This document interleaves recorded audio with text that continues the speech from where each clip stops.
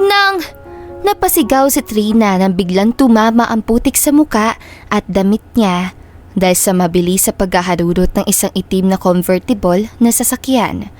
Ngunit hindi man lang huminto ang sasakyan para humingi na pasensya kay Trina na siyang kinagalit niya. Ang kapal na mukha! Hindi man lang bumaba! Sinaba ang mga mata niya para hindi ako makita sa gilid? Kainis! Inis na singhal ni Trina na walang nagawa. Pinunasan na lang ni Trina ang putik sa kanyang mukha, ngunit ang mantsa nito sa kanyang damit ay halata pa rin. Nang makarating siya sa kamalig ng Hacienda Vergara, nagulat ang kanyang kaibigan na si Lucas nang makita ang kaibigan. Puno ng putik ang damit at mukhang basang sisiw. Ano nangyari sa'yo? Natatawang sambit ni Lucas sa kaibigan. Lucas, tigilan mo ko. Bad trip ako ngayon. Inis na tugon ni Trina bago pumasok sa kamalig. Sinuot niya ang overall at saka kumuha ng basket para makasimula na mag-harvest ng mga mais. Sinundan naman siya ng kanyang kaibigan. Ano ngang nangyari? Panguusisan ni Lucas. May dumaan na sasakyan at saktong tumalsik ang putik sa gilid ng dinadaanan niya. Tapos, hindi man lang huminto para sana nasuntok ko. Kainis? Paliwanag ni Trina. Hayaan mo, kakarmahin din yun. Tugon naman ni Lucas. Ay, tara na nga. Ayoko nang isipin yun. Saad ni Trina. Sa kabilang banda, masayang sinalubong si Alejandro ng mga tagapangalaga ng kanilang mansyon. Kasama na dito si Nana Ima, ang nag-alaga kay Alejandro noong bata pa siya. Alejandro, kay laki-laki mo na. Ang pogi mo pa. Masayang sambit ni Nana Ima, tsaka niyakap ang alaga. Namiss ko kayo, Nana Ima. Lalo na ang bulalo. Nakangiting sagot naman ni Alejandro. Halika na, ipinaghanda kita ng paborito mong bulalo, sambit ni Nana Ima. Celio, pakidala na ang mga bagahe ng senyor sa kanyang kwarto, utos si Nana Ima. Nakasukbit ang kamay ni Nana Ima sa braso ni Alejandro nang pumasok sila sa loob ng mansyon. Kamusta ang buhay Europa, iho? Panguusisan ni Nana Ima kay Alejandro. Ayos lang naman po, masaya din. Sagot ni Alejandro. Naupo ang binata sa silya. Rowena, ang Diyos ng Senyor. Sigaw ni Nana Ima kay Rowena, katulong ng mga Vergara. Sinandukan naman ni Nana Ima ng kanin ang pinggan ni Alejandro. Salamat, Nana Ima. Nakangiting sambit ni Alejandro. Maiwan na kita, iho. May aasikasuhin pa ako sa kusina. Sambit ni Nana Ima pagkatapos salina ng juice ang baso ni Alejandro. Tawagin mo na lang si Rowena kapag may kailangan ka, bili ni Nana Ima. Opo, maikling tugon ni Alejandro. Masayang kumain si Alejandro na mag-isa. Nang matapos, agad din siyang umakyat sa kanyang silid sa ikalawang palapag na mansyon para makapagpahinga. Naligo at nagpalit ng damit sa Alejandro. Pagkatapos, nagtungo siya sa veranda. Tinanaw niya ang kabuang lupa ng Hacienda Vergara. Naroon ang kanilang rancho at sa dulo naman ang malawak na lupain ng mga maisan at ang kamalig. Biglang tumunog ang telepono ni Alejandro. Hello? Tugon ni Alejandro. This is Attorney Reyes. Ako po yung representative ng Valmores Development Corporation. Naipaalam po sa amin na bumalik na kayo sa Hacienda Vergara. Yes, kararating ko lang. Tipid na sagot ni Alejandro. Gusto ko lang po ipaalam na ang kliyente ko si Ginoong Ramon Valmores ang interesadong bilhin ang buong hacienda. Humihingi din po siya ng isang formal na pagpupulong sa oras na nakauwi na siya sa bansa para pag-usapan ang mga kondisyon. Alright, tawagan mo lang ulit ako ahead of time para makaluwas ako na Maynila. Mahinaong tugon niya. Noted, Mr. Vergara. We look forward to hearing from you. Pagkatapos ng tawag, ibinulsa niya ang telepono. Tahimik muna siyang napatitig sa kawalan bago tuluyang huminga ng malalim. Maya-maya, bumaba siya ng hagdan. Tinatahak ang daan patungong likuran ng mansyon kung saan naroon ang kwadra. Kamusta mga kabayo, Luigi? Tanong ni Alejandro kay Luigi, ang tagapangalaga ng mga kabayo. Ayos naman po, senyor. Nasa kondisyon po lahat. Nakangiting tugon ni Luigi. Pumasok sa loob ng kwadra si Alejandro at siniyasat ang mga kabayo. Nang marating ang kwadra ng kanyang paboritong kabayo, si General. Ilabas ko po ba si General, senyor? Tanong ni Luigi.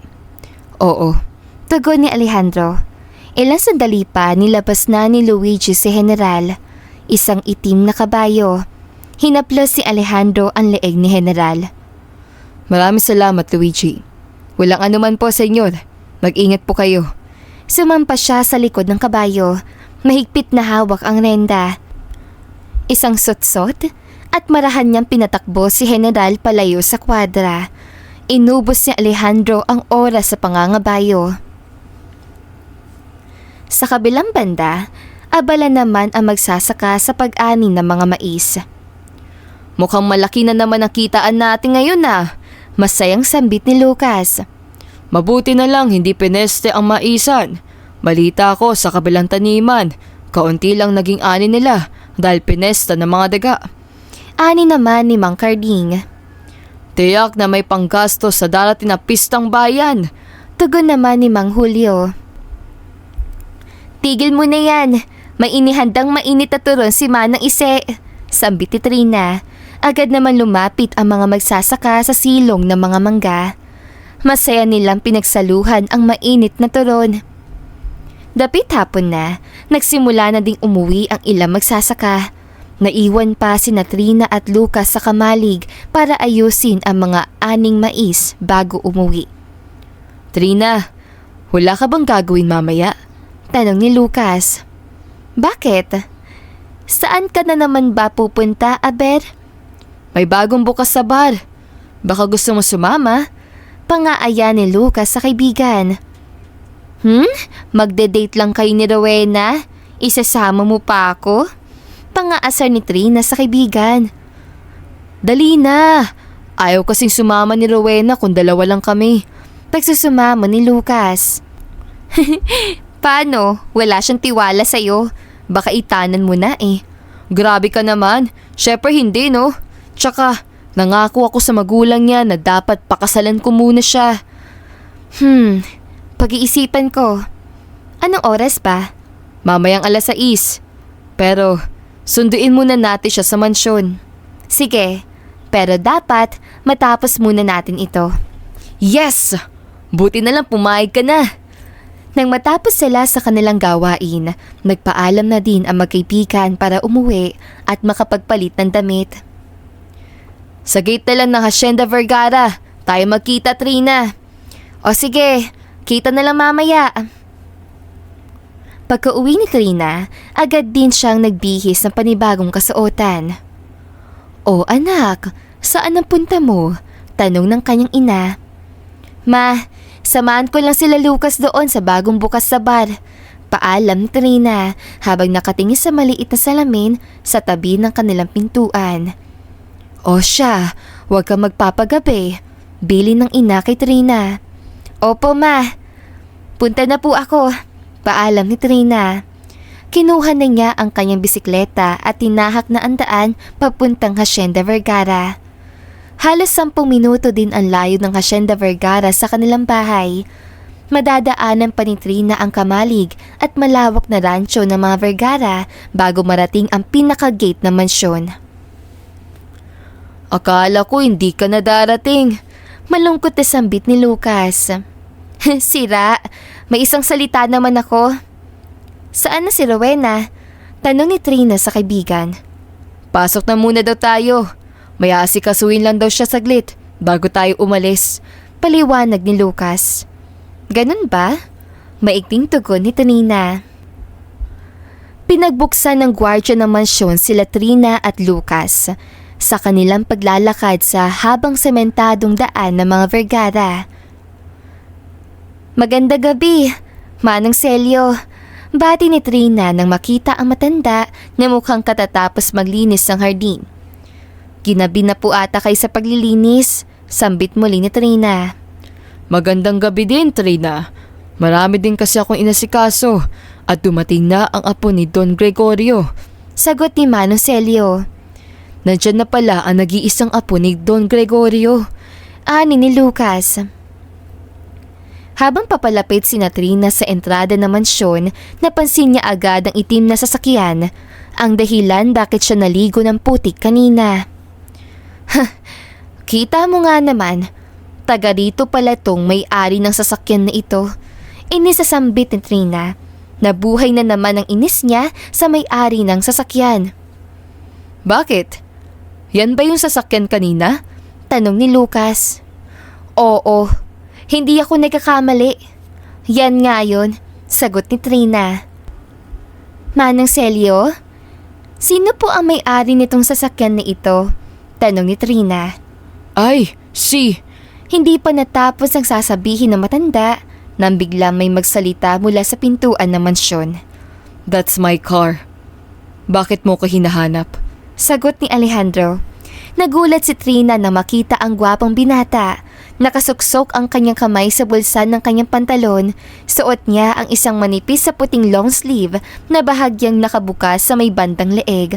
Sapat na upang makita ang matipuno niyang dibdib at ang balat ng tila porselana sa linis at kinis. Magandang gabi, senyor. Sambit ni Manong Celio. Magandang gabi din po, senyor. Ako po si Lucas. Magsasaka sa lupain ng iyong ama. Bati naman ni Lucas. Ngunit si Trina ay hindi makapagsalita. Para bang huminto ang oras habang nakatitig siya sa binata. Hindi mapigilan ni Trina na titigan ang kanyang mga mata. Ang buhok niya ay bahagyang magulo sa tuktok na waring sinadyang ilagay sa ganoong ayos upang magdagdag karisma. Hoy Trina, mahiya ka naman. Nalaglag na ata ang panty mo. Mahinang asa ni Lucas sa kaibigan at agad itong sinagi. Ah! Ikaw pala yung kaskaserong dumaan kanina. Inisasambit ni Trina. Bakit? Anong problema? Tanong ni Alejandro. Halos pumutok na sa galit si Trina ngunit pilit na pinapakalmang sarili. Lalo lang siyang nainis sa pagiging walang pakialam ng binata. Ako lang naman yung natalsikan ng putik. Dahil sa pagiging kaskasero mo, sambit ni Trina na may tigas sa bawat pandinig. Mas lalong nainis si Trina sa ugaling ipinakita ni Alejandro dahil hindi man lang ito humingi ng tawad sa kanyang ginawa, bagkus agad binago ni Alejandro ang usapan. Manang Celio, aalis lang po. Pakisabi na lang po kay Nana Ima na hindi ako rito kakain ng gabihan. Bilin ni Alejandro. Opo, senyor. Mag-iingat po kayo. Paalam ni Mang Celio. Agad namang sumakay si Alejandro sa kanyang sasakyan at mabilis itong pinaandar. Grr! Ang yabang! Hindi man lang humingi ng tawad! Hayaan mo na. Tsaka, apo ni Don Gregorio yun. Sagot naman ni Lucas. Kahit sino pa siyang anak na mayaman, pangit ang ugali niya. Maiwan ko na kayo rito, Trina at Lucas. May gagawin pa ako. Paalam ni Manong Celio. Pagkaalis si Manong Celio, dumating na si Rowena. Hi guys! Pasensya na ako natagalan. Masayang bungad ni Rowena, ngunit na makita ang busangot na mukha ni Trina, agad itong nagtanong. Na paano ka? Tanong ni Rowena. Nako, love. Hayaan mo na siya. Hindi pa siya nakaka-move on sa apo ni Don Gregorio. Singit ni Lucas. Bakit si Senyor Alejandro? Ano nangyari? Usisa ni Rowena. Hay nako, wag na natin pag-usapan ang mayabang na yun. Huwag kang mag-alala, love. Ikukwento ko na lang sa'yo. Bulong ni Lucas sa nobya. Na makarating ang tatlo sa bagong bar, agad na umupo si Trina sa high chair. Umorder agad ito ng isang basong alak. Trina, maghinay-hinay ka. Hindi tayo magpapakalasing.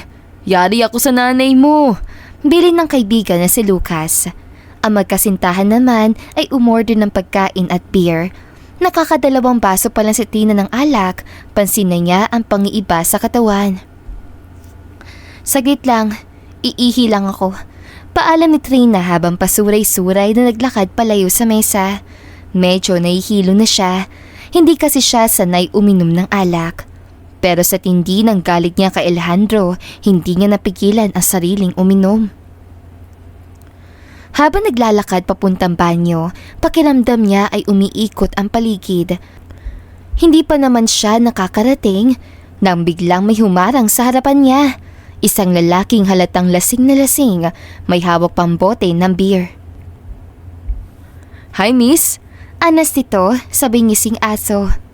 Wala ka bang kasama? Gusto mo, samahan mo na lang ako. May kasama ako. Pwede pa? Tumabi ka. Pilit na nilalabanan ni Trina ang takot. Yan ang gusto ko sa babae. Palaban. Bigla nitong hinawakan ang magkabilaang braso niya. Mariing pagkakahawak na tila ba ayaw siyang pakawalan. Bitawan mo ko! Sigaw ni Trina. Agad na tinangkang kumawala, pero masyadong mahigpit ang pagkakahawak nito. Huwag ka nang pakipot, miss. Nilapit ng lalaki ang mukha niya. Naamoy ni Trina ang matapang na alak sa hininga nito. Ipinikit niya ang mata. Nagbabaka sakaling may makarinig sa kanya. Ano ba? Tulong! Isang malakas sa suntok ang umalingaw-ngaw sa hallway. Napasinghap si Trina. Ang lalaking kanina lang ay halos idikit ang mukha sa kanya. Ngayon ay nakabulagtas sa malamig na sahig. Hawak ang sikmura. Umuungol. Okay ka lang? Nasaktan ka ba? Tanong ni Alejandro habang sinusuri siya mula ulo hanggang paa. Ang mga mata nito ay puno ng pag-aalala. Hindi nakasagot agad si Trina. Tila biglang nawala ang hilo. Napalitan ng takot at gulat. Salamat. Mahinang tugon niya. Nanginginig pa rin ang boses. Saan yung mga kasama mo? Tanong muli ni Alejandro. Agad naman tinuro ni Trina ang kinaroroonan nila Lucas at Rowena. Inalalayon siya ni Alejandro patungo kila Rowena. Pagdating nila sa mesa, napatayo si Rowena na makita si Alejandro. Senyor! Gulantang ni Rowena. Trina? Nagtatakang tanong ni Lucas habang lumapit. Anong nangyari? May lalaking lumapit sa akin. Gusto niya akong halikan. Pilit na paliwanag ni Trina. Bakas pa rin sa boses ang takot at halos mangiyak-ngiyak. Diyos ko!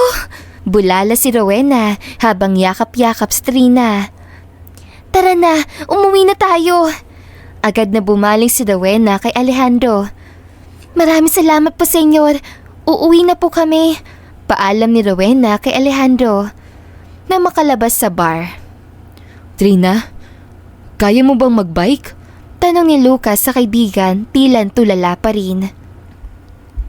Love, siya na kaya ang iangkas mo?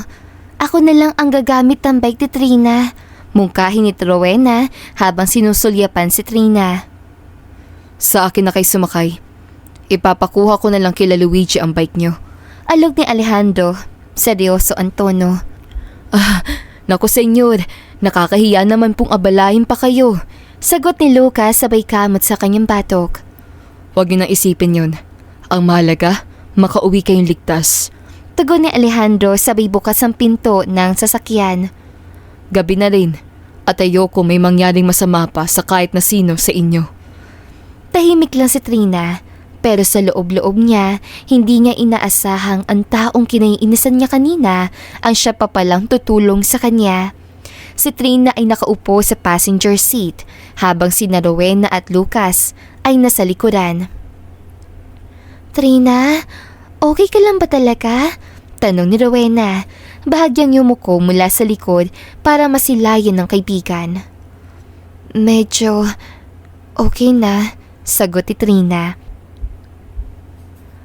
Pagkalipas ng ilang minuto, nakarating na sila sa mansyon. Maraming salamat, senyor, sabi ni Rowena.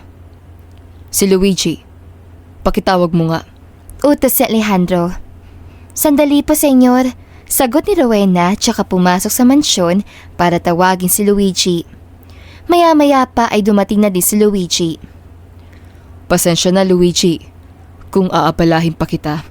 Panimula ni Alejandro. Wala po yun, senyor. Ano pong gagawin? Tanong ni Luigi. Pakikuha mo sana yung bike nila. Naiwan doon sa bagong tayong bar. Gamitin mo na yung pick-up. Utos si Alejandro. Okay po, senyor. Agad na umalis si Luigi para sundin ang pinag-uutos si Alejandro. Mag-text ka, love. Bili ni Rowena sa kasintahan. Bumaling naman si Rowena kay Trina. Magpahinga ka. Huwag mo nang isipin yun. Salamat. Tugon ni Trina, marahang ngumiti. Bukas yung nakunin yung bike dito sa mansyon. Sambit na Alejandro na makapasok sa loob ng sasakyan. Saan ang bahay niyo, Lucas? Tanong ni Alejandro kay Lucas. Pagkatapos ng bakery, ikatong kanto po, senyor. May palang gate. Tumango si Alejandro at pinaharurot ang sasakyan. Ilang minuto lang ay nakarating na sila. Senyor, salamat po. Pasensya na rin po sa abala. Ani ni Lucas. Wala yun. Sige, mauna na kami. Ingat po. Pagkaalis si Lucas, naiwan si Trina at Alejandro sa loob ng sasakyan. So, ikaw na lang. Sabay tingin na Alejandro sa kanya.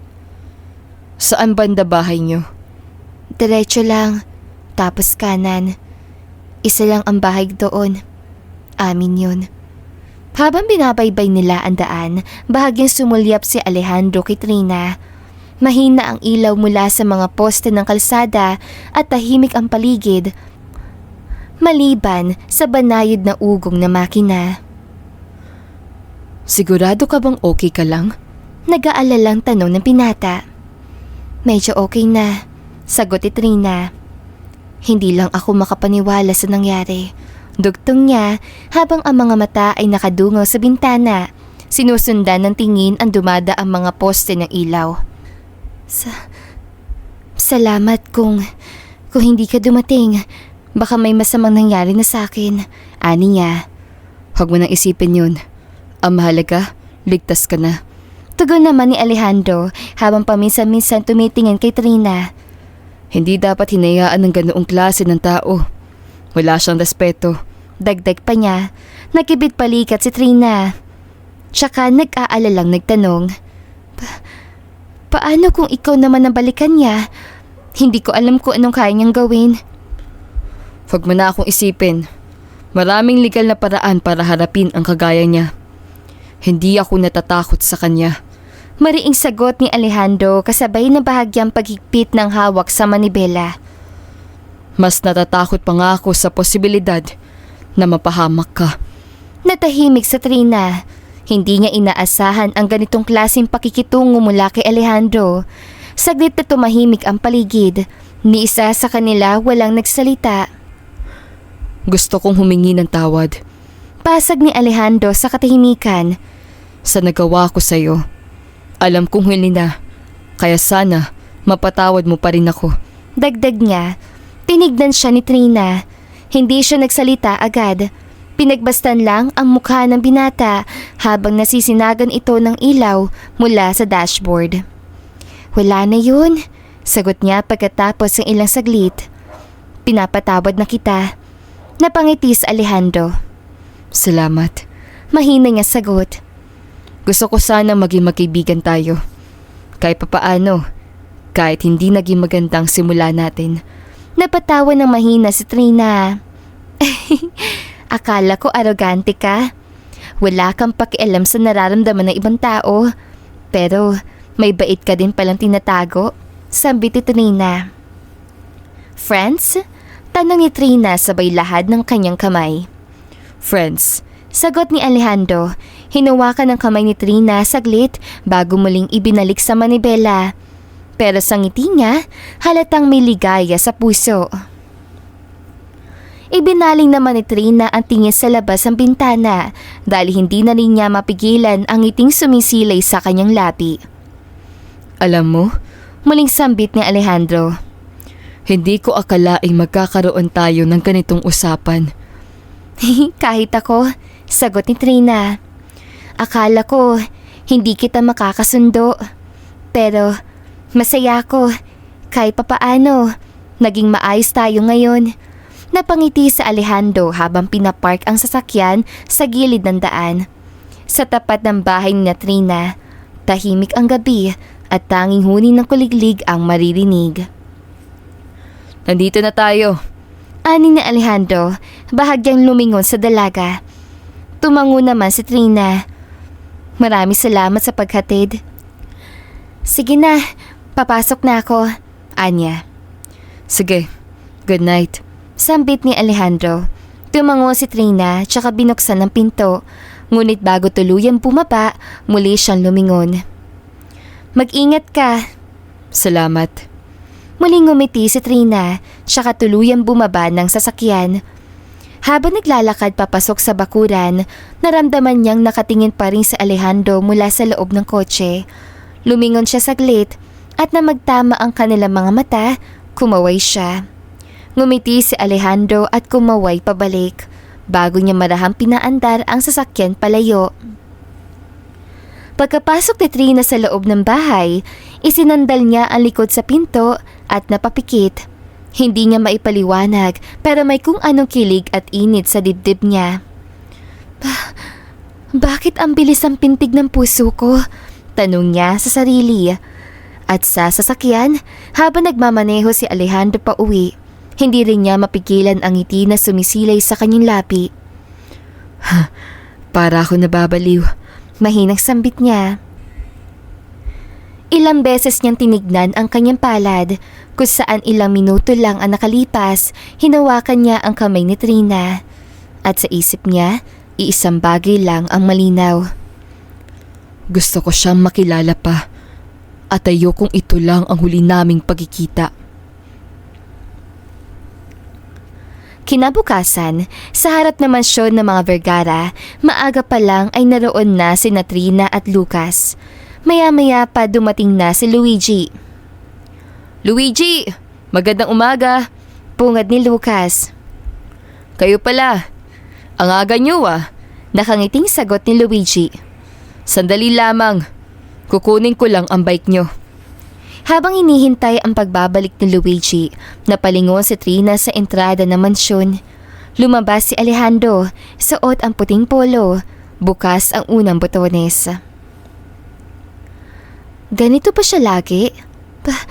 Bakit ang gwapo niya? Mahinang sambit ni Trina.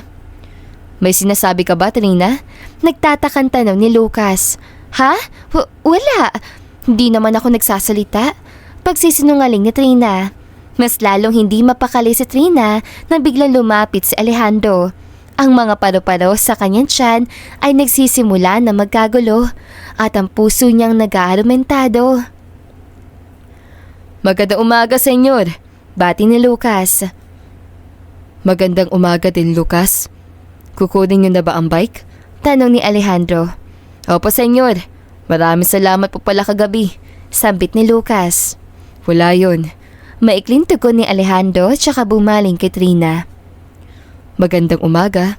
Bati sa kanya ni Alejandro. Magandang umaga din po, senyor. Nauutal na sambit ni Trina. Masyado naman kayong formal. Tawagin niyo na lang akong Alejandro. Hindi naman magkakalayo ang mga edad natin. Natatawang sambit na Alejandro. Nag-almusal na ba kayo? Tara sa loob. Nagluto si Nana Ima. Pag-anyaya ni Alejandro sa dalawa.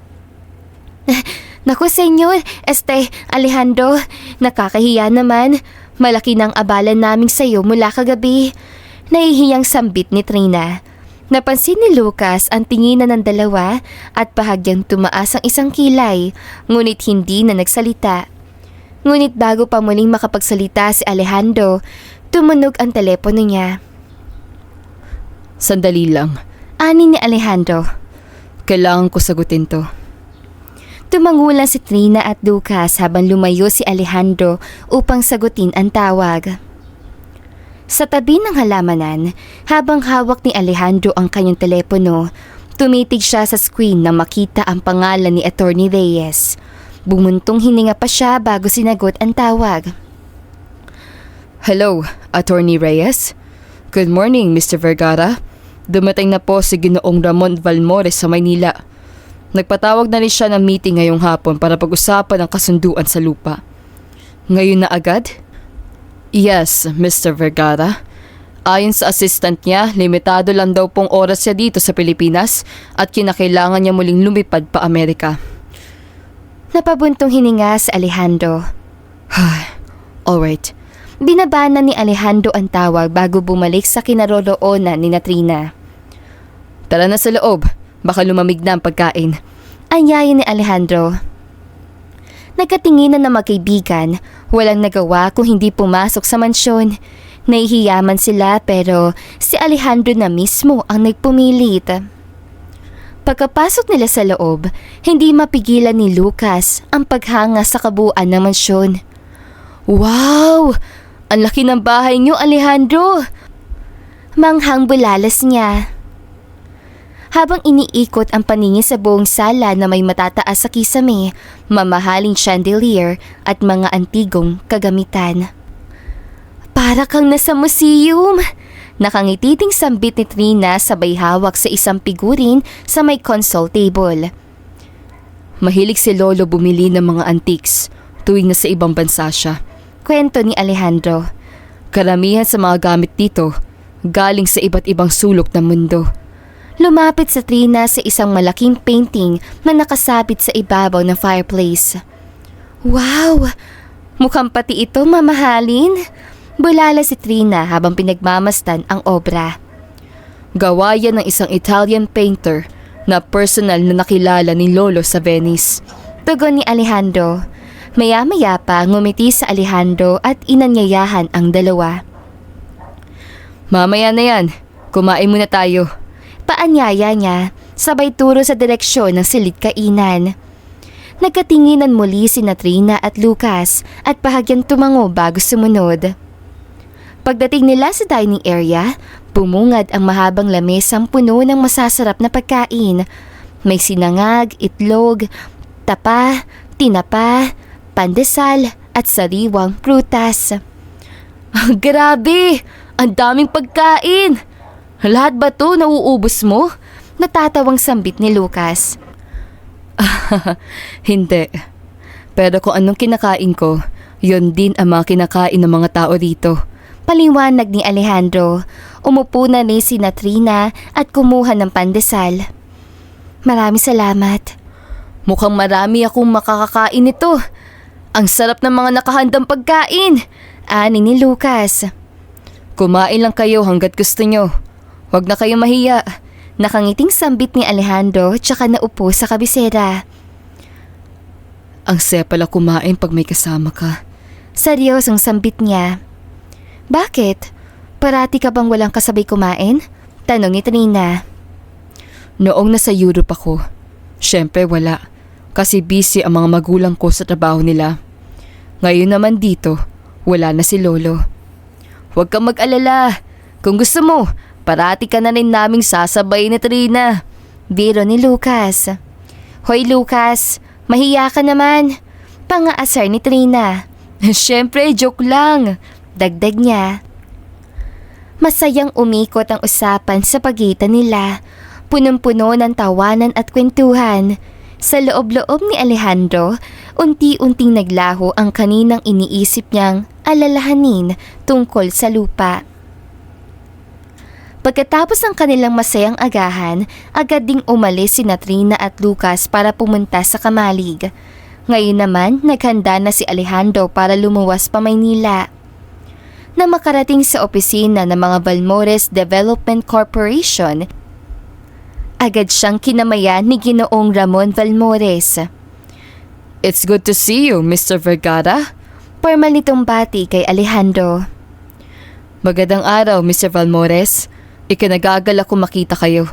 Bati din ni Alejandro. Have a seat. Sabay turo nito sa usapan. So, let's proceed. Inilapag ng kanyang sekretarya ang itim na folder. Nakalagay sa loob ang kontrata. Gaya ng mga nakaraang pag-uusap natin, we are very much interested sa pagbili ng buong Hacienda Vergara. Masayang tugon ni Ginoong Balmores. Nakasaad sa unang bahagi ng kontrata ang kabuuang sukat ng lupa. Mula sa mansyon, sa rancho, at sa dulong bahagi. Dagdag pa nito, biglang sumagi sa isipan ni Alejandro si Trina at ang mga magsasaka. Hindi pa niya nasasabi sa kanila ang balak niyang pagbenta ng hasyenda, ang lupang nagsilbing kabuhayan nila sa loob ng mahabang panahon. Kung hindi ko ito ibebenta, mawawala ang kumpanyang sinisimulan ko sa Europa. Bulong ng kanyang isip. Napansin ni Ginoong Balmores ang bahagyang pag-aalinlangan sa mukha ni Alejandro. Is everything all right, Mr. Vergara? Tanong niya. Mukhang nag-aalangan ka. Tumigil si Alejandro sa pagtitig sa kontrata. Mabigat ang kanyang paghinga nang tumingin siya kay Ginoong Balmores. Mr. Balmores, Mahinang simula niya. humihingi ako ng tawad. Ngunit kailangan ko pa pong muling pag-isipan ang lahat ng ito. Gusto ni Mr. Balmores na masimulan na sa madaling panahon ang proyekto pagkatapos mabili ang lupa. Singit ni Attorney Reyes. Naiintindihan ko po, pero may mga bagay po akong dapat isaalang-alang dahil may mga taong umaasa sa lupain. Paghingi ng paumanhin ni Alejandro. Tumahimik si Ginoong Balmores ng ilang sandali. I understand your hesitation, Mr. Vergara. Malamig itong sabi. Ngunit kailangan mo ring maunawaan na hindi lang kami ang interesadong partido sa lupang yun. My board is pushing me to close this deal before the quarter ends. Napalunok si Alejandro. Hindi siya makatingin na diretsyo. I need more time. Mahinang sagot niya. Mahalaga ang oras para sa amin, Mr. Vergara. At sa mundo ng negosyo, hindi naghihintay para sa mga damdaming nag-aatubili. Sagot ni Ginoong Balmores, may talim ang tono. Bibigyan kita hanggang katapusan. Pagkatapos, kung hindi ka pa rin desidido, we're pulling out of the offer. Wala kaming oras para sa ganito. Naiintindihan ko, Mr. Balmores. Mahina niyang tugon. Salamat po sa konsiderasyon. Sayang, akala ko ikaw yung lalaking alam niya kung ano ang kanyang gusto. Ani ni Ginoong Balmores. Pagkatapos sa meeting, tahimik lang si Alejandro habang binabaybay ang pamilyar na daan pabalik sa Hacienda Vergara. Ramdam niya ang bigat ng bawat salitang binitiwan ni Mr. Balmores. Nakabalik ka na pala, iho. Ipapahanda ko na ba ang pagkain mo? Tanong ni Nanay Ima. Hindi na po. Maikling tugon ni Alejandro. Magpapahinga na po ako. Sige, iho. Mukhang pagod ka mula sa biyahe. Tugon ni Nanay Ima. Pagkatapos magpalit ni Alejandro ng damit, tahimik siyang lumabas ang silid at tumungo sa veranda.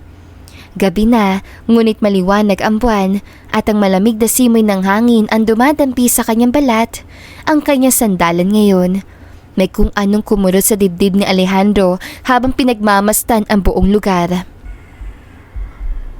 Dapat ko silang makausap. Bulong niya sa sarili. Ayokong masaktan sila. At ayokong masaktan si Lolo. Mahalaga sa kanya ang mga magsasaka. Alam niyang hindi magiging madali ang usapan. Ang hasyenda ang naging buhay ng mga magsasaka. Dito sila umaasa. Pero mahalaga rin sa kanya ang kanyang pangarap, ang kumpanyang sinimulan niya sa Europa. Kinabukasan, maaga siyang nagising. Nagsuot siya ng simpleng kamiseta at pantalon. At sa gitna ng katahimikan ng umaga, ang tanging dasal niya ay sana maunawaan siya ng mga ito. Bago pa tuluyang sumikat ang araw, nagpaabot na ng pakiusap si Alejandro kay Luigi upang tipunin ang mga magsasaka. Nang makarating siya sa kamalig, agad siyang sinalubong ni Trina na may ngiti sa labi. Magandang umaga! Naghanda kami na simpleng umagahan. Tara! Anyaya ni Trina. Nag-abala pa talaga kayo. Nahihiyang sambit ni Alejandro. Halika, maupo ka muna. Tsaka iginiya ni Trina si Alejandro na maupo sa mahabang upuang kahoy. Napako ang tingin na Alejandro sa mga nakangiting muka ng mga magsasaka na abala sa kani-kanilang ginagawa. Habang abala si Trina sa paglagay ng itlog sa pinggan, pansin niya ang pagiging tahimik at tila na may mga bagay na iniisip si Alejandro. Pagkatapos niya sa kanyang ginagawa, lumapit siya kay Alejandro. Ayos ka lang? Mukhang malalim ang iniisip mo. Oo. Ayos lang ako. Sagot ni Alejandro at bahagyang ngumiti. Dumating na din si Mang Carding, isa sa pinakamatagal na magsasaka sa hasyenda. Magandang umaga, senyor. Bati niya kay Alejandro. Ano meron sa munting pagtitipon? Tanong na matanda. Kahit nag-aalangan, tumayo si Alejandro at isang malalim na buntong hininga ang pinakawalan bago nagsalita. Tumahimik ang lahat. Ang mga mata ay nakatutok kay Alejandro. May mahalaga akong sasabihin sa inyo tungkol sa hasyenda. Panimula ni Alejandro. Ramdam ng lahat ang biglaang pagbabago ng hangin.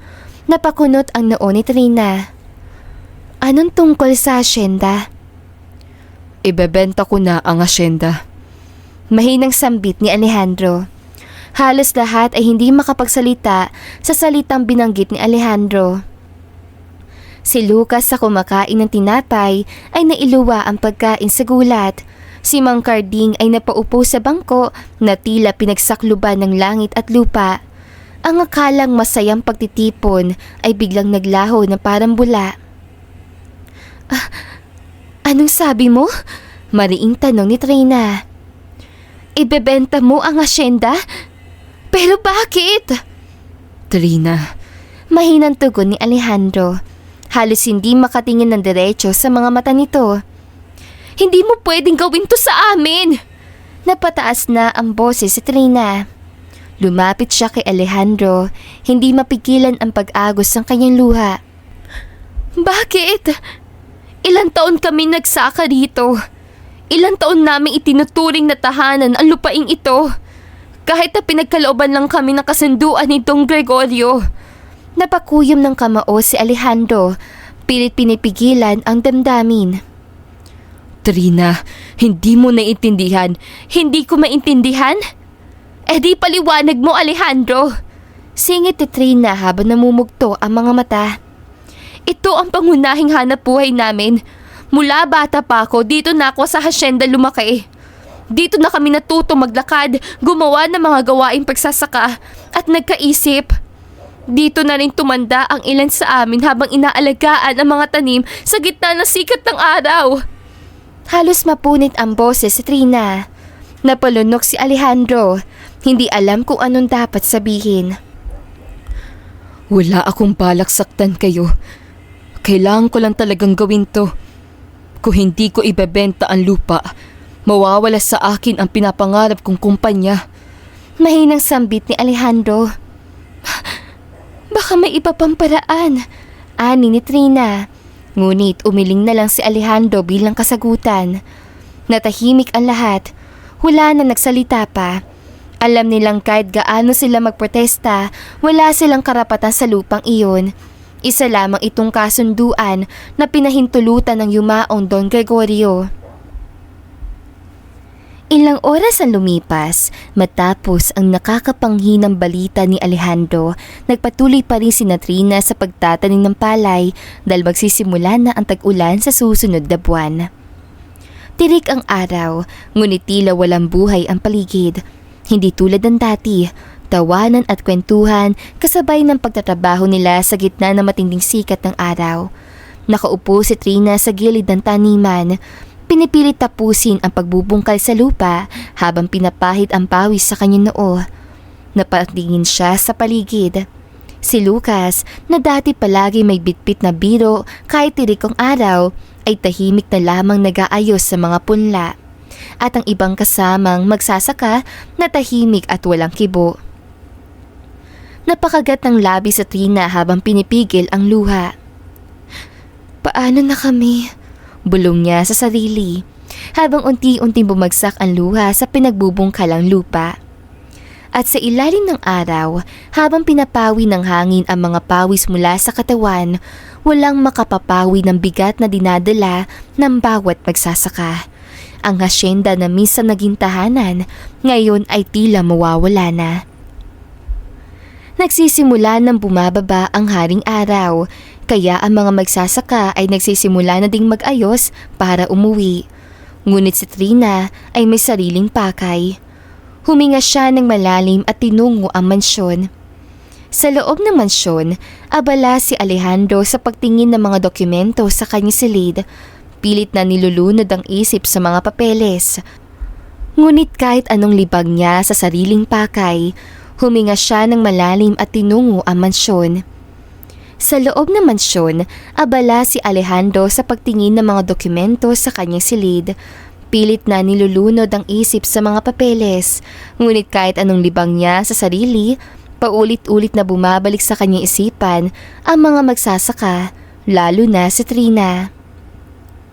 Sa gitna ng kanyang ginagawa, kumatok si Nana Ima sa pinto at sumilip. "Iho, may bisita ka." Mahinahong anunsyo na matanda mula sa pintuan. Naroon siya sa sala. Ganoon po ba? Susunod po ako. Sagot ni Alejandro. Tumango si Nanay Ima at marahang isinara ang pinto. Mabilis ang pintig ng dibdib ni Alejandro habang bumababa ng hagdan. Alam na niya kung sino ang tinutukoy ni Nanay Ima. At tama nga, pagdating niya sa sala, pumungad sa kanya si Trina, nakaupo sa sofa. Na magkatingin na silang dalawa, para may kutsilong tumatarak sa puso ni Alejandro na makita ang mga pagod na mata ni Trina. Bakit hindi ko kayang makitang ganyan ang mga mata niya? Bulong ni Alejandro sa kanyang sarili. Napakagat siya ng labi. Pilit pinapanatiling matatag ang pandinig. Trina. Mahinang bati niya. Matagal pang tinitigan ni Trina si Alejandro bago nagsalita. Kaya ako nandito, panimula niya, para makausap ka. Anong pag-uusapan natin?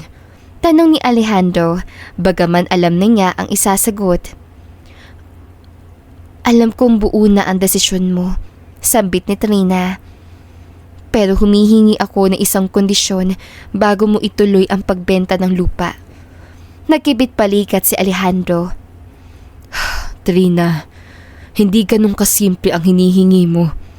May kontrata na, kahit isang linggo lang. Putol ni Trina. Bago mo tuluyang ibenta ang hasyenda, gusto kong kilalanin mo muna ang lupang ito. Napabuntong hinanga siya bago nagpatuloy. Hindi kita pipiliting hindi ituloy ang gusto mong mangyari. Alam kong mahalaga din sa iyo ang pangarap na gusto mo sa Europa. Gusto ko lang ipakita sa iyo ang tunay na halaga ng hasyenda. Hindi lang sa amin, pati na rin sa lolo mo. Kung gaano niya kagustong manatili ang bawat isa sa hasyenda. Tahimik si Alejandro habang pinagmamasdan si Trina. Kung may kaunting parte sa puso mo ang buong hasyenda tulad ng pagmamahal ng lolo mo rito, sana pagbigyan mo ang kahilingan ko. Ilang segundong katahimikan ang namagitan sa kanilang dalawa bago sumagot si Alejandro. Sige. Mahinang sagot niya. Mananatili ako ng 1 linggo. Pero pagkatapos nun, ibebenta ko ang hasyenda at babalik ako sa Europa. Tumango si Trina. Hindi alam ni Alejandro kung bakit hindi niya magawang tumanggi. Bahala na. Sambit niya habang nakatingin sa papaalis na si Trina. Kinabukasan, maagang nagising si Alejandro. Kung tutuusin, kulang pa ang tulog niya dahil halos buong gabi siyang balisa, kakaisip kung bakit siya pumayag sa alok ni Trina. Pagkababa niya mula sa kwarto, nadatnan niya sa Trina na nakaupo sa may sala. Magandang umaga! Ready ka na? Masayang bati ni Trina. Paglabas sila ng mansyon, napahinto si Alejandro.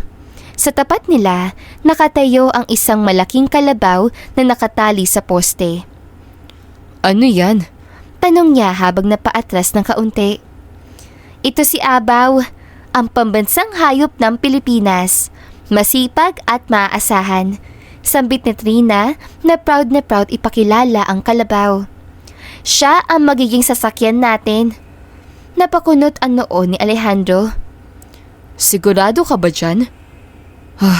Magpapakuha na lang ako ng kabayo kay Luigi. Bakit? Hindi ka pa ba nakakasakay ng kalabaw? Tanong ni Trina habang inaalis ang pagkatali kay Abaw sa poste. Huwag ka mag-alala. Hindi kita pababayaan. Tsaka, mabait to si Abaw. Agad na sumampa si Trina sa likod ni Abaw. Halika na! Sabay lahad niya ng kanyang kamay kay Alejandro. Nagdadalawang isip pa si Alejandro kung tama ba itong gagawin niya. Hindi pa ako nakakasakay ng kalabaw sa buong buhay ko. At nang hawakan ni Alejandro ang kamay ni Trina, hindi mapigilan ng kanilang mga mata ang magtitigan. Agad namang umiwas si Trina ng tingin. O siya, humawak ka at papaandarin ko na si Abaw. Humawak ka sa bewang ko para hindi ka mahulog. Utos si Trina. Nahulog na nga ako. Mahinang bulong ni Alejandro. Halos hindi niya namalayang nasabi. Ano yon? Tanong ni Trina habang lumingon. Wala. Sabi ko, ang ganda ng tanawin. Sagot ni Alejandro. Humawak ka sabi ng maigi. Utos si Trina. Marahan niyang inilapat ang mga kamay ni Alejandro sa kanyang bewang. Halos pagpawisan naman si Alejandro kahit sobrang lamig ng hangin dahil 6:00 pa lang na umaga. Nang makarating sila sa kamalig, agad na binigyan ng damit ni Lucas si Alejandro pamalit. Magpalit ka na muna. Sayang ang pormahan mo kung mapuputikan lang. Natatawang bati ni Lucas. Salamat. Sabay abot ni Alejandro. Pagkatapos siya magpalit, lumabas siyang nakasuot ng masimpleng damit.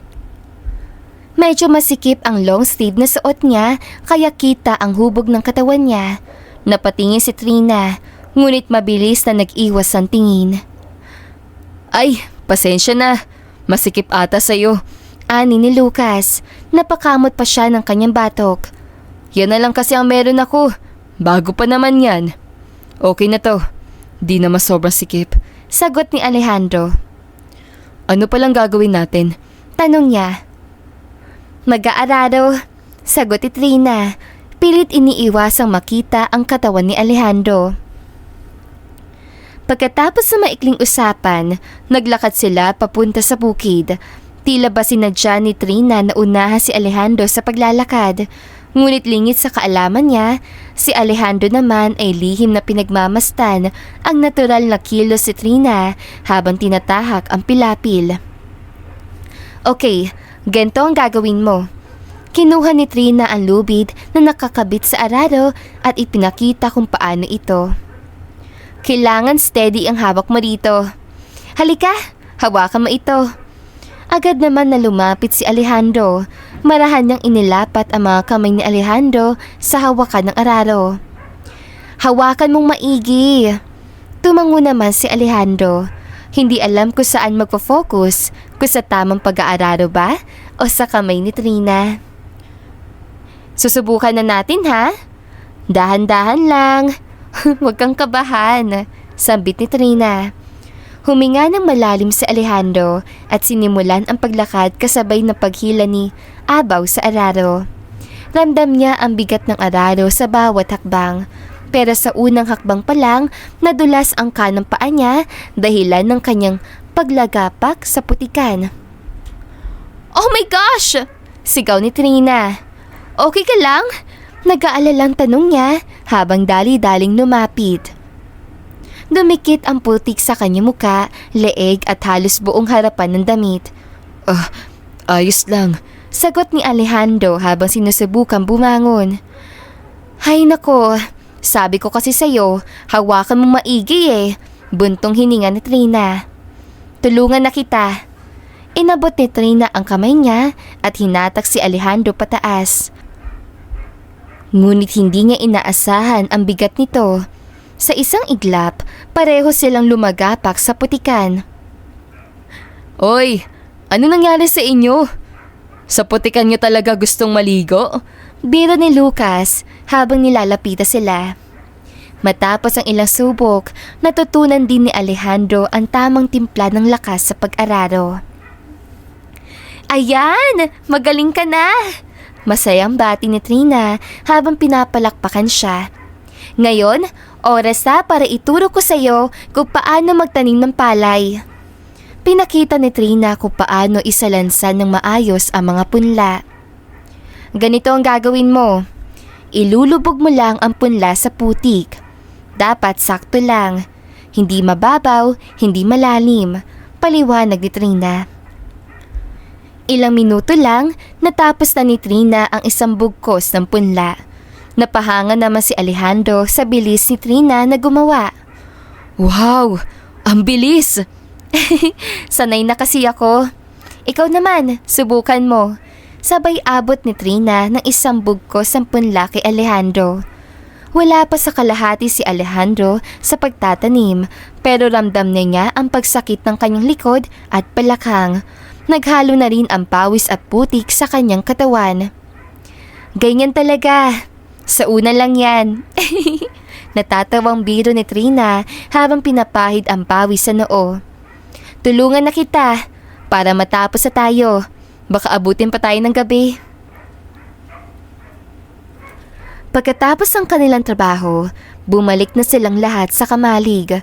Amoy kape ang paligid at may mga nilagang saging at kamote sa lamesa. Ang ibang magsasaka ay umiinom habang nagkakwentuhan. Senyor, hindi ko akalain na papayag kayo sa alok ni Trina. Panimula ni Mang Carding habang iniaabot kay Alejandro ang tasa ng kape. Nag-enjoy naman po kayo? Opo, Mang Carding. Masaya. At nakakapagod din pala ang maghapong nakayuko. Sambit ni Alejandro habang naupo sa bangko.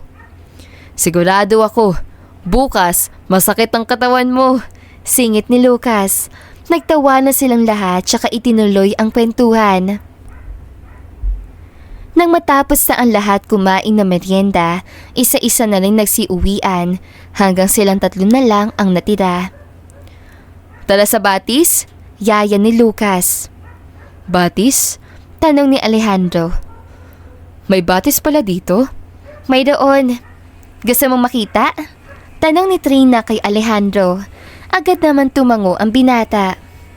Pagdating nila sa batis, mangha si Alejandro sa tanawing bumungad sa kanya. Malinaw ang tubig na animoy sa lamin ng kalangitan. May malalaking batong tila hinubog ng panahon at natatakpan ito ng malalaking punong nagbibigay ng malamig at maaliwalas na lilim. Wow! Bulala si Alejandro. Hindi maitago ang pagkamangha. Sabi ko sa'yo, diba? Maganda dito. Proud na sambit ni Trina. Kita sa kanyang ngiti ang kasiyahan habang pinagmamasdan si Alejandro. Hindi na nag-aksaya ng oras si Trina. Tara na! Anyaya niya kay Alejandro sabay tumalon sa batis kasama si Lucas. Maya-maya habang pareho silang nakaupo sa batong nakausti sa tubig. Hindi maipapalit ng pera ang masasayang karanasan dito sa Hacienda Vergara. Sambit ni Trina habang nakatingala at pinagmamasdan ang pagsayaw ng mga dahon sa hangin. Napatingin si Alejandro sa kanya, tahimik na pinapakinggan si Trina para may kung anong kumalabit sa dibdib niya. Ganito pala ang tunay na kayamanan. Hindi lang lupa o negosyo. Hindi lang ang bilang ng ari-arian sa papel, kundi ang mga alaala, ang samahan, ang buhay na umiikot sa lupang ito. Bulong ni Alejandro sa kanyang isipan. Masaya ako dahil naging parte ng pagkatao ko ang asyenda. Sambit ni Trina at marahang tinignan si Alejandro. Napayuko naman ang binata. Mahalaga para kay Lolo ang mga tao kaysa sa buong asyenda. Si Mang Carding, si Trina, si Lucas, ang ibang magsasaka. Lahat sila umaasa sa lupang ito para mabuhay, para magpatuloy, para mangarap. Napatingin si Alejandro kay Trina na ngayon ay tahimik pa ring pinagmamasdan ang puno. Trina, Mahinang tawag ni Alejandro. Nilingon siya nito. Wala. Bulong niya. Naisasanay niyang sabihin na unti-unti na siyang naapektuhan na presensya nito, ng lugar ni ito, ng lahat ng bagay na dati ay wala lang sa kanya, ngunit hindi lumabas ang mga salita. Gusto mo nang umuwi? Tanong ni Trina. Tumango na lang si Alejandro. Isinantabi ang gustong sabihin. Na makauwi, habang nasa higaan si Alejandro, tutok ang isip sa siling ng kanyang kwarto. Paano kung hindi ko na lang ibenta ang lupa? Tanong niya sa sarili. Marami pa namang opportunity na pwede simulan ko ang pinapangarap kong kumpanya. Pero kung ipagpapalit ko ang lahat ng ito sa pera, magiging masaya ba talaga ako? Sa katahimikan ng gabing yun, isang desisyon ang unti-unting nabubuo. Kinaumagahan, nakahanda na ang mga basket sa may anihan. Ngayon, mamimitas tayo ng talong. Nakangiting sambit ni Trina habang nakatayo sa tabi ni Alejandro na abalang pinagmamasdan ang taniman ng talong.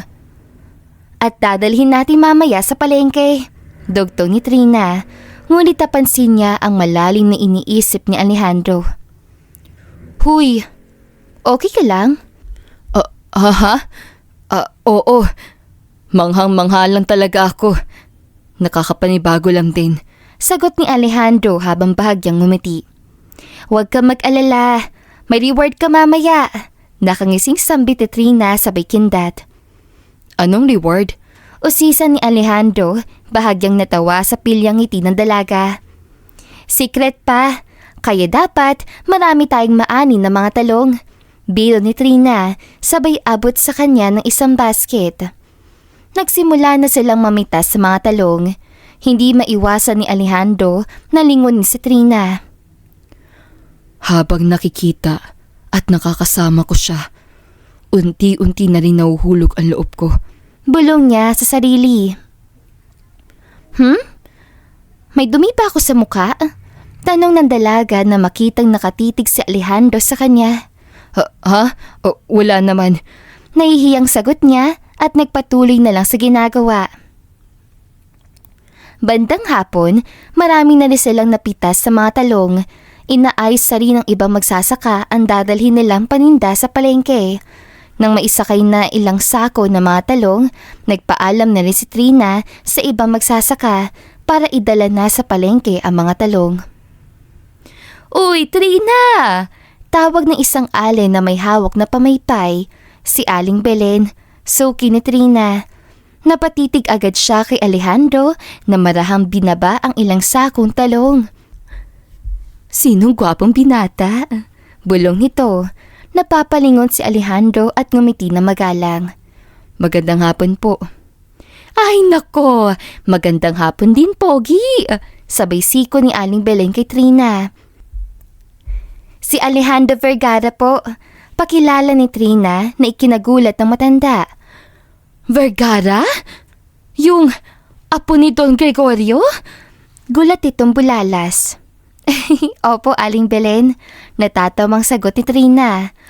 Diyos ko, Trina, bakit hinahayaan mong madumihan ang katawan na mestisong binata? Mahal ang sabon yan. Nag-aalalang tanong ni Aling Belen.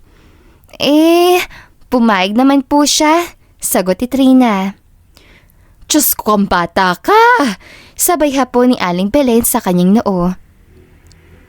Sa wakas, natapos din! Masayang sigaw ni Trina. Napagod ka pa? Hindi naman. Nag-enjoy naman ako. Tugon ni Alejandro sa tanong niya, tsaka inabot ang panyo at pinunasan ang kanyang leeg. Tahimik siyang pinanood ni Trina. Ngayon lang niya nakita ang ganitong klaseng kasiyahan sa mukha ng binata. Wala ni isang bakas ng inis. Tanging kasiyahan ang namumutawi sa kanyang mga mata.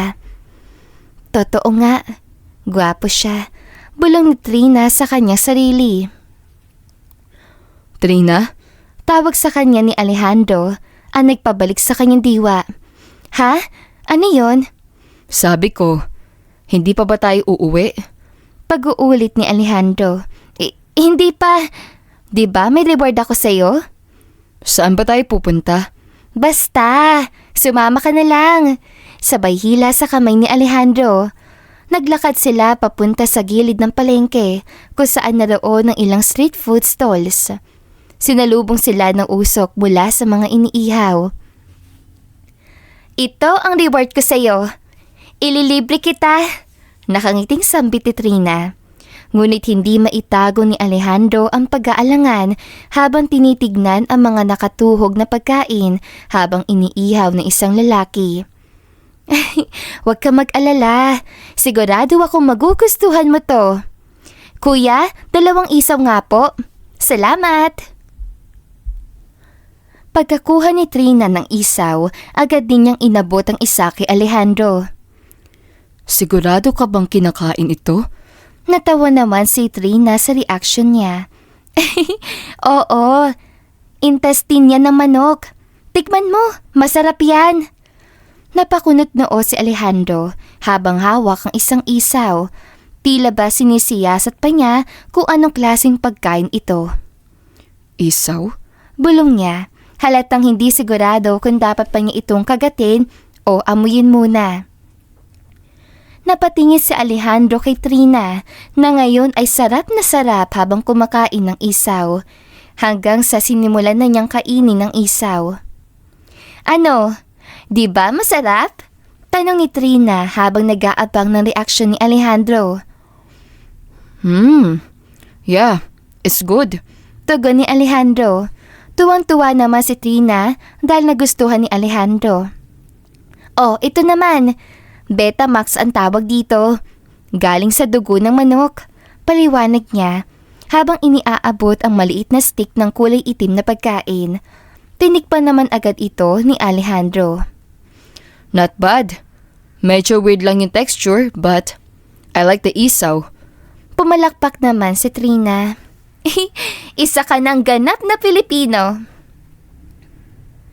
Matapos ang kanilang pagkain ng ihaw-ihaw, naupo at nagpahinga.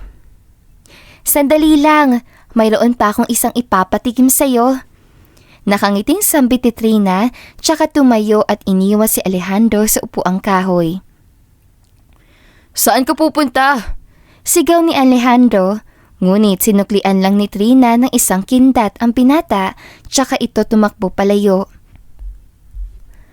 Nang makarating si Trina, hawak niya ang isang buko juice at isang plastic na may 2 balot sa loob. Ano yan? Tanong ni Alejandro, halatang kinakabahan. Inabot naman sa kanya ni Trina ang isang balot. Balot ang tawag dyan. Siyempre, hindi kumpleto kung wala to. Kinuha ni Alejandro ang balot, pinagbastan ito. Ganito yung kainin. Pukpukin mo, tapos balatan. Tsaka ipinakita ni Trina kung paano kainin ang balot. Tapos inumin mo muna yung sabaw. Wait, may sabaw? Nagtatakang tanong ni Alejandro. Tumango si Trina habang nagbubukas ang sarili niyang balot. Oo, masarap yan. Promise. Mainit-init pa. Habang pinapanood niya si Trina na sanay kumain ng balot, napalunok si Alejandro, tsaka dahan-dahan niyang binuksan ng itlog. Dahan-dahang uminom ng sabaw si Alejandro. Okay, not bad. See, I told you. Tapos, balatan mo para makain mo yung sisiw. Kailangan ko ba talagang kainin yung sisiw?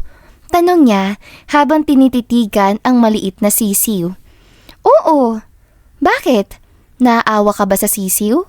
Biro ni Trina. Walang nagawa si Alejandro kung hindi kainin ang balot. Hindi niya akalain na masarap din pala ang ganito mga pagkain na unang beses lang niyang nakain. Palubog na ang araw habang binabaybay nila ang daan pabalik sa Hacienda Vergara. Trina, may gusto kong sabihin. Panimula ni Alejandro, bahagyang seryoso ang tinig. Sige, ano yun? Tugon ni Trina habang abala ang mga mata sa pagmamaneho. Gusto ko sanang humingi ng tawad. Ha? Para saan? Wala naman ako matanda ang may ginawa kang masama. Tugon niya, bahagyang napakunot ang noo. Dahil nabigla ko kayo sa balitang ibebenta ko ang asyenda. Natahimik naman si Trina, saglit na sinulyapan si Alejandro. Wala naman yon. May karapatan ka namang magdesisyon kung anong gusto mong gawin sa lupa. Sa inyo naman yon. Pero kasi, alam kong mahalaga kayo kay Lolo. Patuloy ni Alejandro. Kaya nga pumayag siya na bahagian kayo ng lupa para may sakahan kayo. Hindi basta-basta ang desisyon na yun para sa kanya. Siyang tunay na mabait talaga si Don Gregorio, Alejandro. May pagmamahal sa kapwa niya. Tugon ni Trina, bahagyang ngumiti. Ayaw din naman naming makita kang naiipit. Kung talagang gusto mong ibenta ang asyenda, hindi ka naming pipigilan, kahit masakit man sa amin. Sa titulo, kayo ang may-ari, hindi kami. Tahimik si Alejandro. Ilang saglit pa ang lumipas bago siya muling nagsalita. Paano kung hindi ko na ibenta? Napatingin si Trina. Hindi niya mapigilang magulat sa tanong ni Alejandro. Anong ibig mo sabihin? Simula nung bumalik ako rito, maraming bagay ang nagbago. Nakilala ko kayo at nakita ko kung gaano nyo rin kamahal at pinangalagaan ang sakahan na ipinagkaloob sa inyo ni Lolo. Mariing sambit ni Alejandro. Kaya siguro, pumayag si Lolo na bahagian kayo dahil nakita niya mabait kayo at walang masamang hangarin kung hindi magkaroon ng maayos na sakahan para magkaroon kayo ng pagkakakitaan at maitaguyod ang pamilya niyo. Hindi makapagsalita si Trina. Parang may batong nakabara sa kanyang lalamunan. Sigurado ka ba sa sinasabi mo? Oo, sigurado ako. May parte kay Trina na masaya siya na hindi nabalak ni Alejandro na ituloy ang pagbenta. Ngunit may kurot sa kanyang puso. Pero, paano ang pangarap niya? Bulong niya sa kanyang isipan. Lumipas ang 2 araw, dumating na ang araw ng pistang bayan. Maaga pa lang ay abala na ang lahat sa kamalig ng asyenda. Isang malaking salo-salo ang kanilang inihanda. Ang bawat isa ay abala sa paghahanda ng pagkain. Si Lucas na nakatoka sa pag-iihaw ng lechon. Sa gilid naman, naroroon si Mang Carding at ilang matatandang babaeng masayang nagluluto sa malaking kawa. Ang iba naman ay kumakanta sa videoke. Sa kabilang banda, si Trina, hirap na hirap pumili ng kanyang susuotin. Matapos niya kasing tumulong sa paghahanda, umuwi siya saglit sa kanilang bahay para magpalit. Okay lang ba tong suot? Bulong niya sa sarili habang tinititigan ang suot na puting bestida. Baka naman hindi niya ito magustuhan. Kumpara naman sa mga mayayamang babae na kilala niya, magaganda ang suot na bestida. Saglit siyang natahimik at huminga ng malalim. Ay, bahala na nga. Bakit ko pa kasi iniisip kung magugustuhan itong suot ko? Sermon niya sa kanyang sarili. Pagkarating niya sa kamalig, tapos na ang lahat kumain dahil nagkakantahan at sayawan na sila. Wow, Trina! Ngayon lang kitang nakitang nagsuot ng bestida. Bagay sa'yo. Wika ni Manang Ise habang hawak ang abaniko at nakangiting tumango sa dalaga. Salamat po, Manang Ise. Nahihiyang sagot ni Trina.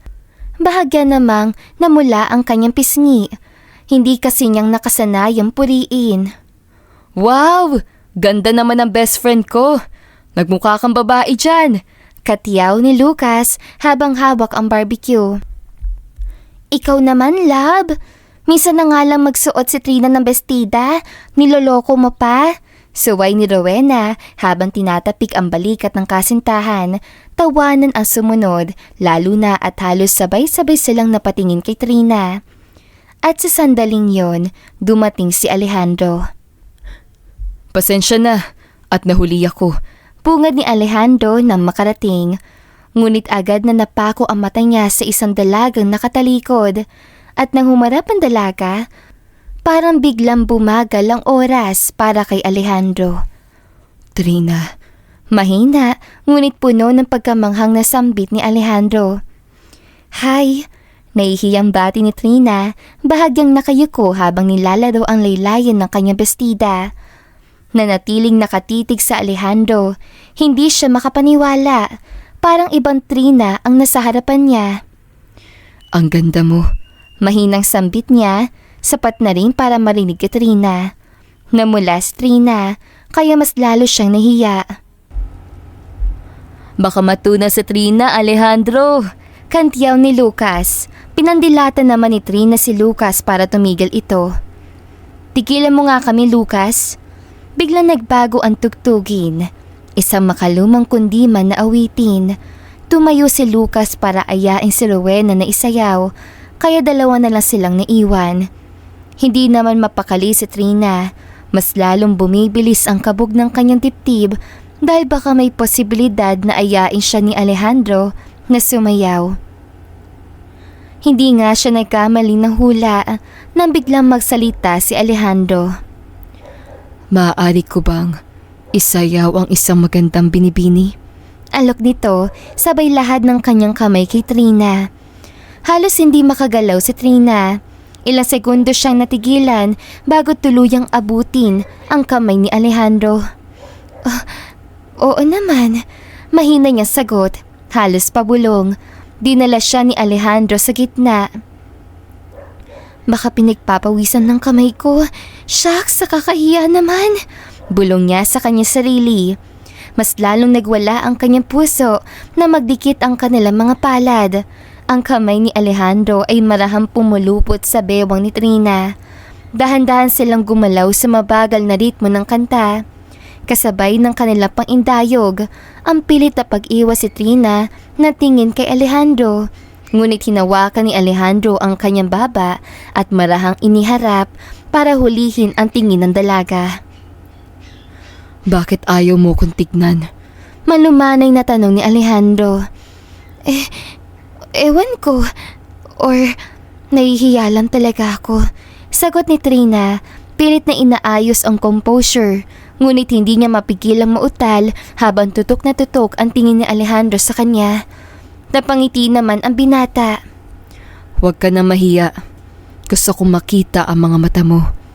Sa paglalim ng kanilang pagtitigan, unti-unting nilapit ni Alejandro ang kanyang mukha sa dalaga. Hindi na niya mapigilan ang kagustuhang halikan si Trina. Otomatikong napapikit ang mga mata ni Trina. Nagpaubaya sa nagwawalang damdamin.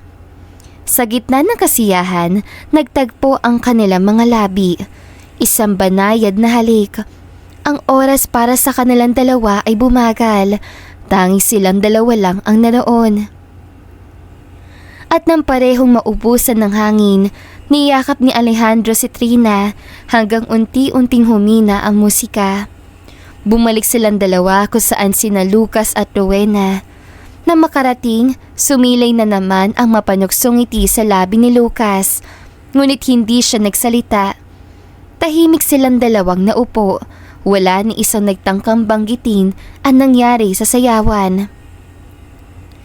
Hindi naman mapigilang sulyapan ni Alejandro si Trina na inabala ang sariling makinig sa kwentuhan na magkasintahan sa kanyang harapan.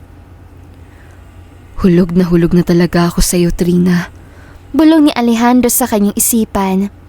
Samantala, kahit anong pakikinig ni Trina sa usapan nila Lucas, hindi mapaseso ng kanyang isipan ang kanilang pinag-uusapan dahil masangingibabaw sa kanyang isip ang pinagsaluhang ngiti.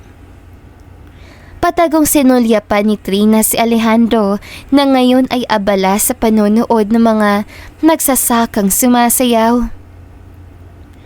Ayoko mang aminin, pero parang totoo na.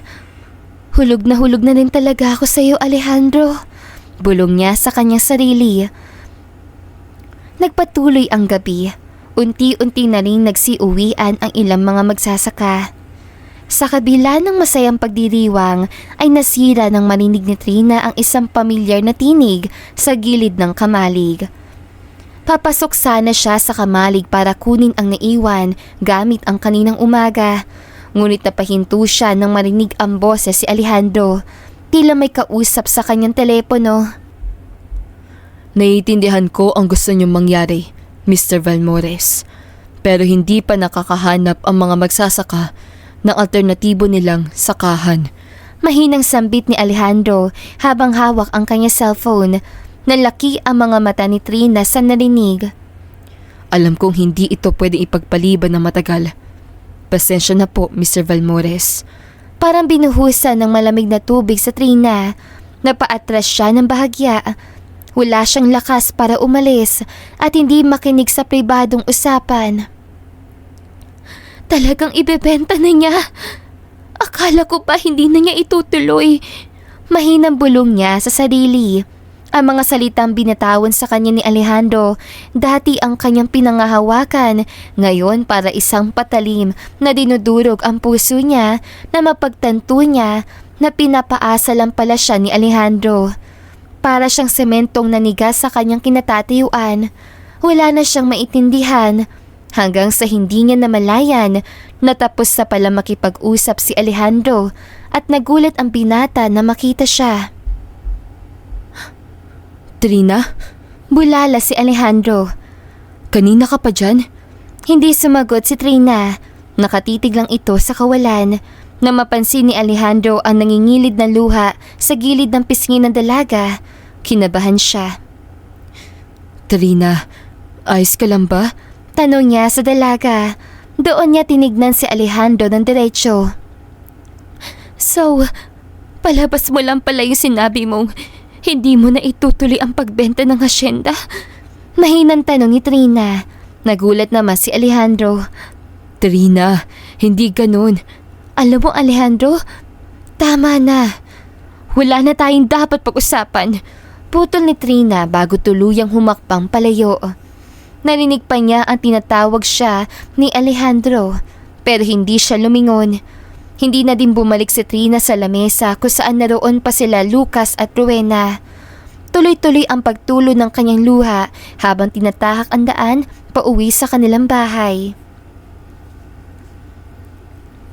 Sa sumunod na araw, hindi siya pumunta sa hasyenda. Hindi na rin siya nagpakita kina Lucas at Rowena. Kahit parati itong pumupunta sa kanilang bahay, pinipili niyang hindi lumabas. Wala din namang saysay kung pupunta ako doon. Bulong niya minsan sa sarili.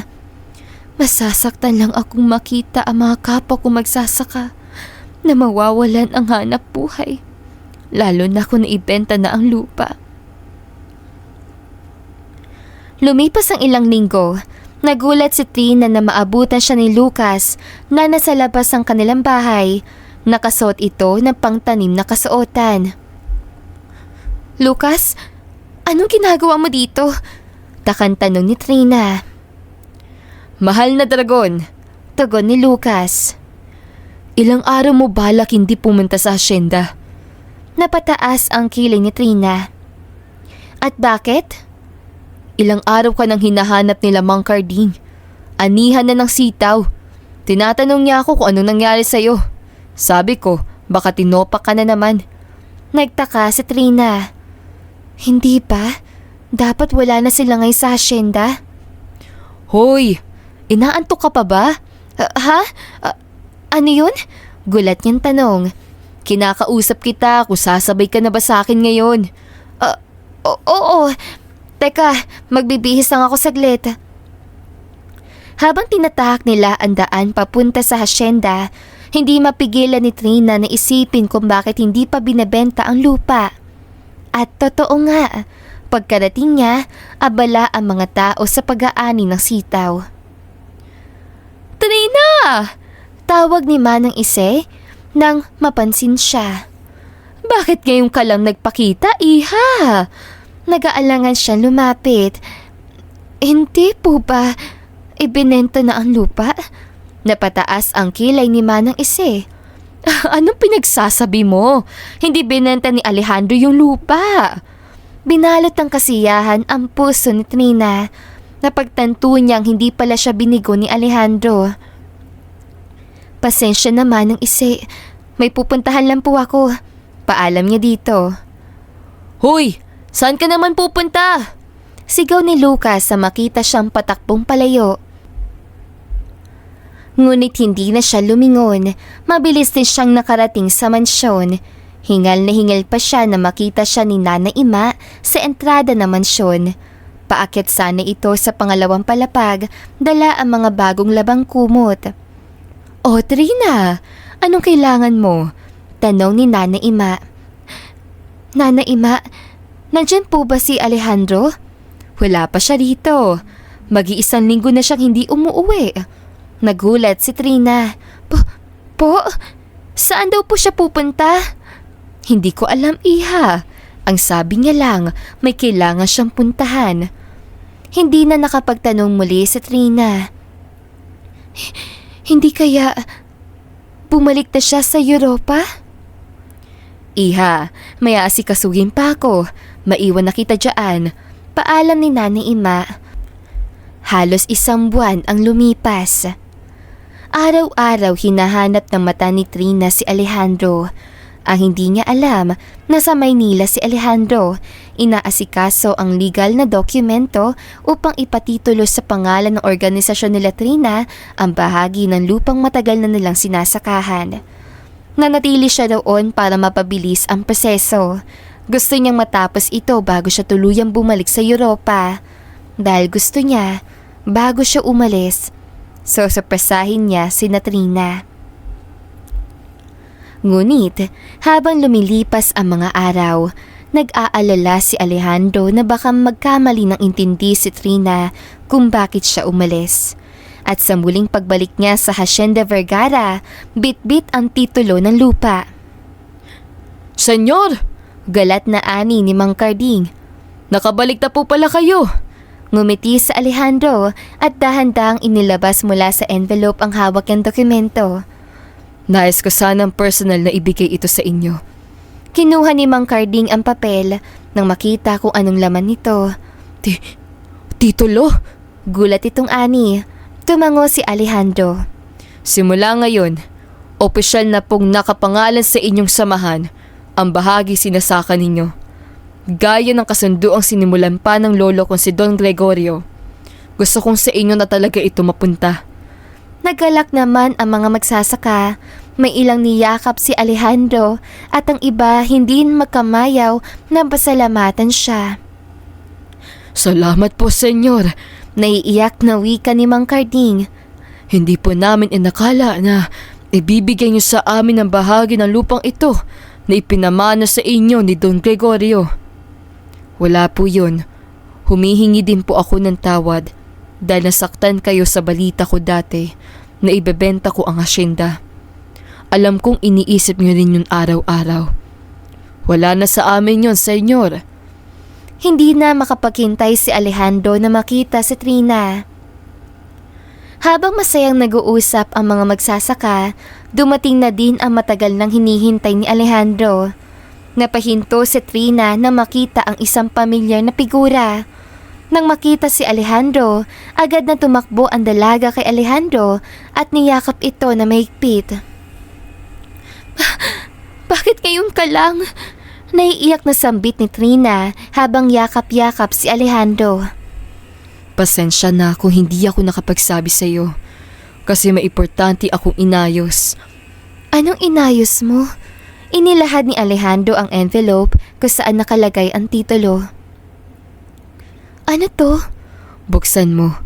Pagkabukas si Trina ng envelope, nagulat siya na mabasa ang nakasulat doon. Talagang pinatitulo mo ang lupa sa pangalan namin?" "Oo." Sa galak ni Trina, muli niyang niyakap si Alejandro. Hindi niya masabi ng buo kung gaano siya kasaya. "Pero may kailangan kang malaman." Bahagyang kumunot ang noo ni Trina. Bumitiw siya sa pagkakayakap kay Alejandro. "Ano yun? Panibagong sorpresa?" "Kailangan ko nang bumalik ng Europa." Agad na napalitan ng lungkot ang puso ni Trina. Bakit? May mga dapat din akong asikasuhin doon. Natahimik si Trina. May kung ano kilot sa puso niya. Hindi niya kayang tignan ng diretso si Alejandro.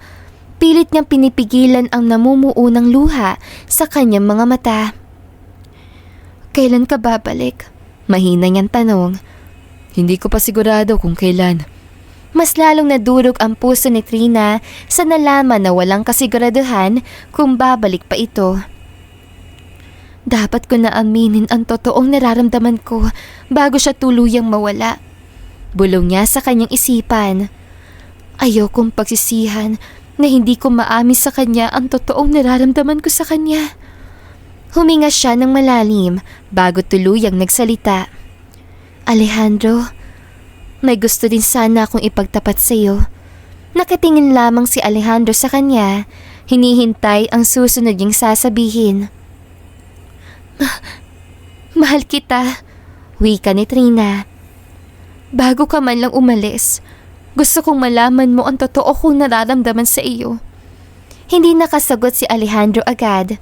Nanatili lamang siyang nakatitig kay Trina bago dahan-dahang lumapit at hinawakan ng pisngi ng dalaga. Unti-unti namang tumulo ang luha ni Trina.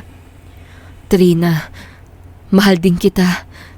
Hindi mo alam kung gaano ako kasaya ngayon na malaman kung pareho pala tayo ng nararamdaman. Marahang hinalikan ni Alejandro ang noo ni Trina. Pinunasan niya ang mga luhang kanina pa dumadaloy sa mga mata ng dalaga.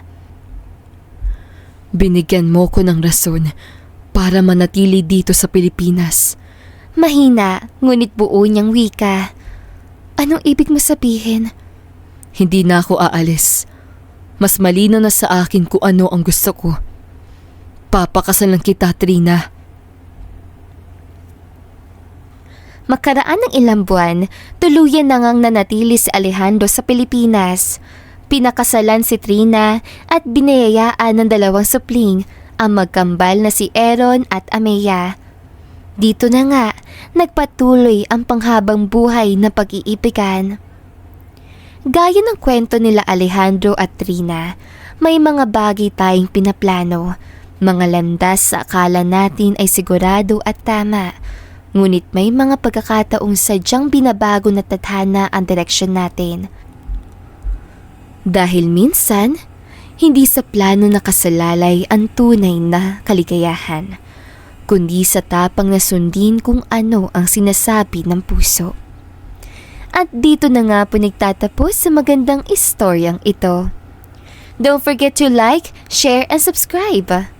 Hanggang sa muli, paalam! Malayo ka man, mahal, lagi mo tandaan. Hindi magbabago, pag-ibig ko'y sa'yo lamang.